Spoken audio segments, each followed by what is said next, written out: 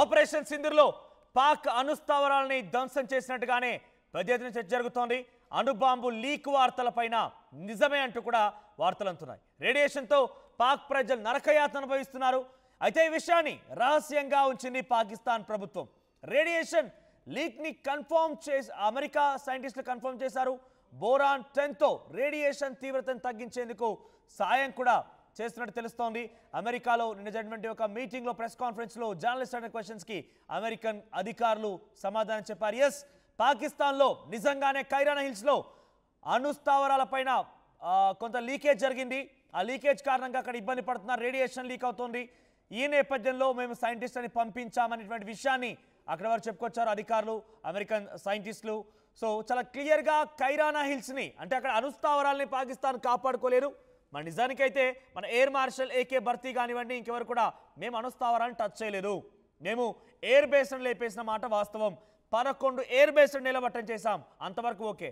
కానీ కైరానా హిల్స్లో అణుస్థావరాలు ఉన్నాయని కానీ కైరానా హిల్స్లో అణుస్థావరాలపైన దాడి చేసినట్టు ఎటువంటి information we don't have valuable source and thanks for the information అంటూ కూడా ఆయన కన్ఫర్మ్ చేశారు. అంటే మీరు కైరానా హిల్స్లో ఏదైతే ఈ అణుస్థావరాలు అని చెప్పేందుకు థ్యాంక్స్ అంటూ కూడా చమత్కారంగా ఆయన మొన్న మనకిచ్చిన బ్రీఫింగ్లో మీడియా బ్రీఫింగ్లో మాట్లాడుకొచ్చారు. సో కైరానా హిల్స్లో రేడియేషన్ కనుక జరిగితే పాకిస్తాన్ ఖతం, ప్రపంచ మ్యాప్లో నుంచి పాకిస్తాన్ ఇక అవుట్ అనే మాట చాలా స్పష్టంగా చెప్పొచ్చు.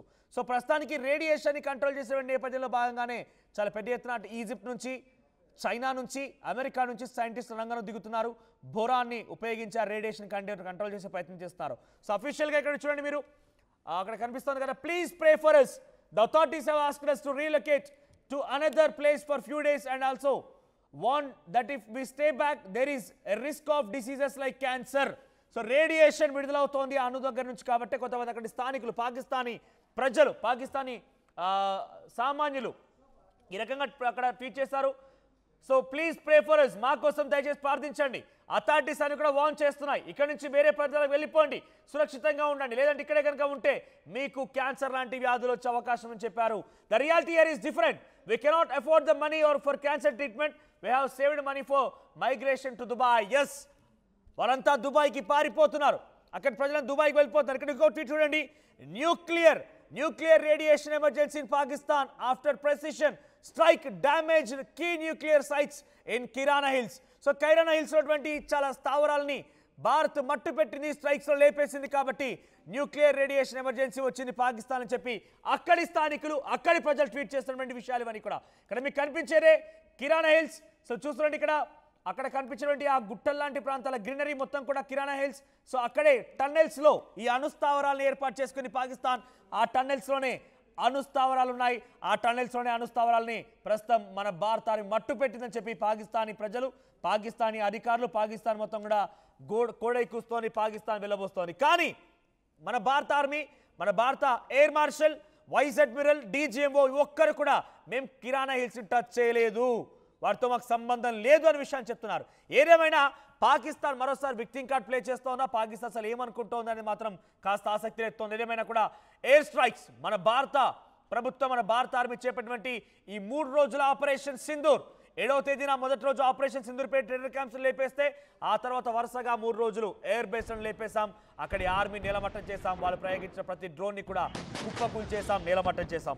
ఈ నేపథ్యంలోనే కిరానా హిల్స్ కొంత ఇబ్బంది కలిగింది. అక్కడ వారంతా కూడా అయోమయంలో గురవుతున్నారని చెప్పి అక్కడ ప్రజలు, అక్కడి స్థానికులు, అక్కడ అధికారులు చెప్తున్నారు. ఎస్, అసలు నిజంగానే కిరానా హిల్స్ పైన దాడి జరిగిందా, కిరానా హిల్స్లో ఎంతటి స్థాయిలో ఒక విధ్వంసం సృష్టించబడిందా, కిరానా హిల్స్ ద్వారా పాకిస్తాన్ మొత్తం ఖతం కాబోతుందా, పాకిస్తాన్ మొత్తం ప్రపంచ మ్యాప్లో నుంచి లేకుండా వెళ్ళిపోబోతుందా, ఇటువంటి అంశాలు తెలుసుకుందాం. మనతో పాటుగా మన ఆర్టీవీ స్టూడియోలో ఏవియేషన్ ఎక్స్పర్ట్ వల్లూరి వెంకటేశ్వర్లు గారు సిద్ధంగా, ఆయనతో మాట్లాడదాం. ఎస్ వెంకటేశ్వర్లు గారు, సో ప్రజెంట్ కిరానా హిల్స్ని భారత ఆర్మీ, మన డీజీఎంఓలు మాత్రం చాలా స్పష్టంగా మేము టచ్ చేయలేదు, వాటిని మేము కొల్లగొట్టలేదని చెప్తున్నారు. కానీ అక్కడ పాకిస్తాన్ మాత్రం వాటిని ఎయిర్ స్ట్రైక్స్లో భారత ఆర్మీ నిలమట్టం చేసింది, వాటిని ఇబ్బంది గురి చేసింది, రేడియేషన్ లీక్ అవుతుంది ద్వారా పాకిస్తాన్ ప్రజలు అక్కడ నుంచి ఖాళీ చేయించి వేరే ప్రాంతాలకు పంపిస్తున్నారట.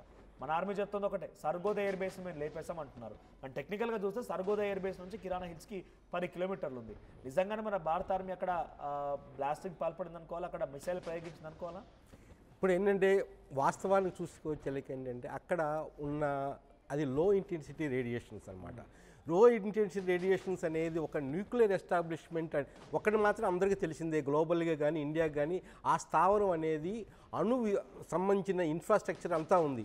అక్కడ ఏంటంటే ధార్మిక పదార్థాలు ఏది రేడియం థోరియం కానీ ప్లూటోనియం కానీ అన్నీ అక్కడ ఉండయి.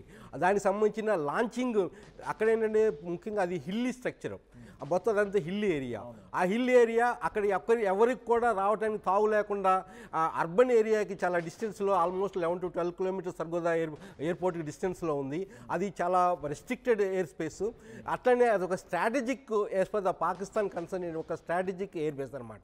ఈ స్ట్రాటజిక్ ఎయిర్ స్పేస్లో కూడా ఎయిర్ బేస్ కూడా ఇది స్ట్రాటజిక్ లొకేషన్. అది యాజ్ ఫర్ యాజ్ ద అణు వెపన్స్కి సంబంధించిన అంటే అణుకు సంబంధించిన దాంట్లో ఒక్క బాంబు ఉండదండి. దాంట్లో అన్నిట్లో ఏంటంటే ఒక డిటోనేటర్ ఉంటుంది, యాక్చువల్గా రేడియో ధార్మిక పదార్థాలు ఉంటాయి. దానికి వచ్చేలాగా ఏంటంటే ఆర్మింగ్ సిస్టమ్ ఉంటుంది, దానికి ఎలక్ట్రానిక్ ఇటు దేర్ ఆర్ డిఫరెంట్ స్టేజెస్ అనమాట. అంటే అక్కడ న్యూక్లియర్ డిటోనేషన్ జరగలేదు, కానీ అక్కడ న్యూక్లియర్ డిస్పర్షన్ జరిగి ఉండడానికి అవకాశం. ఇక్కడ చూడండి మ్యాప్ లో కనిపిస్తోంది కదా, ఎగ్జాక్ట్ గా ఇక్కడ మన వాళ్ళు దాడి చేసేది సర్గోదా ఎయిర్ బేస్. మీకు స్టార్టింగ్ అటువైపు చూడండి 10 కిలోమీటర్ల 10.2 కిలోమీటర్స్.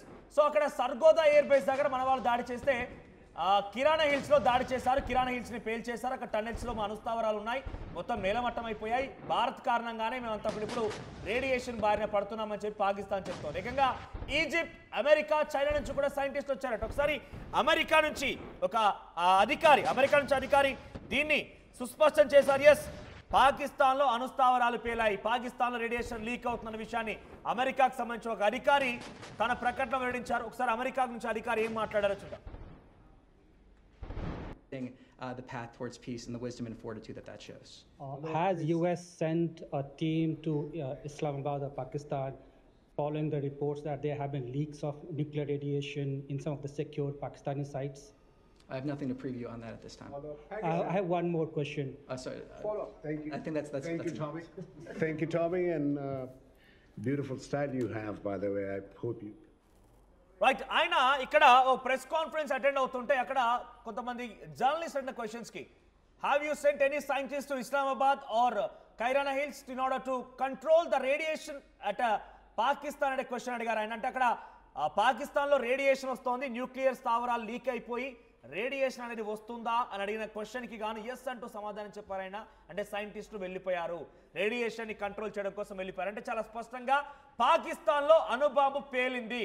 పాకిస్తాన్ అణుబాంబు డైరెక్ట్గా పేలిపోతుందో ఇంత ఈజీగా ఇంకా పాకిస్తాన్ ఉండదు, కానీ రేడియేషన్ లీక్ అవుతోందనంటే ఏ క్షణమైనా కూడా ఒక భారీ ప్రమాదం పాకిస్తాన్కి పొంచి ఉందని మాత్రం అర్థమవుతోంది.